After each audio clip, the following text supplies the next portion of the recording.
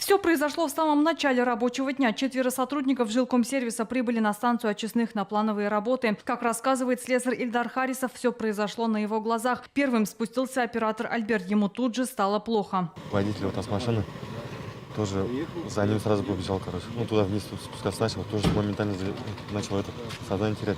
Я начал кричать: мужики, там, вы что, выходите, вставайте.